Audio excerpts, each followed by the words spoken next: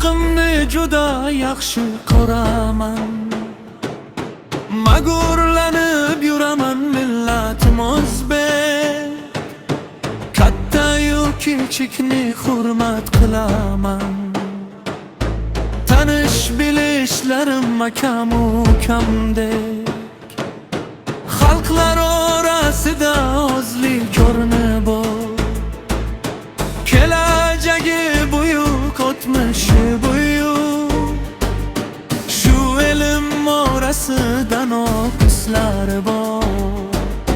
Shulardan yuragim chekkasi kuyuk. Chunki ular onamni otasiz qo'ygan, bizlarni bobosiz, buvimni ersiz.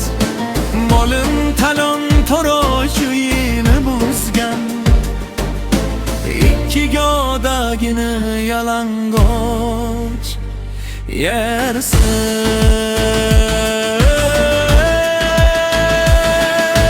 Odam qatorida turmas men uchun, ularni qilmishi o'xshar iblisga. Ziyoli bobomga hasadlar qilib, xoin deb yozishgan jannodorusga.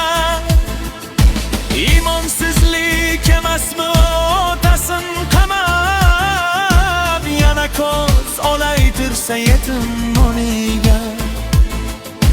So'roqsiz o'tirib devorga tirab, bo'ptirib yesalar bobom qoniga. Alloh bor yolg'izning yo'ldoshi o'zi.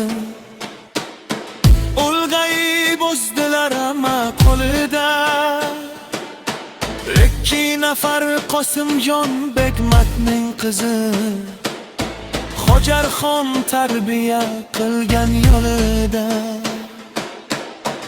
Abdullajon ularga otalik qildi. Biri Munavvar, biri Sanobat. O'zining qizidek ardoqda bo'ldi.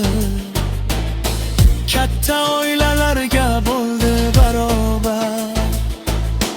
Ulg'ayib o'sdilar, oila qurdilar. Uy solib, uy qurib yondi o'chog'i. O'g'il farzandlarga mushtoq edilar. O'g'il qizlarga to'ldi quchog'i. Ota-onasini qo'msardi onam, duolar qilardi ularni eslab. Qabri yo'q otaga tutardi motam, qaytib kelarmikan deb asta pichirlar. Ularni barchasi olamdan o'tdi. Bu tarix barag'i qoldi o'zimga. Ey aziz avlodim, siz uchun yozdim. Ajal sharpalari kelmay ko'zimga.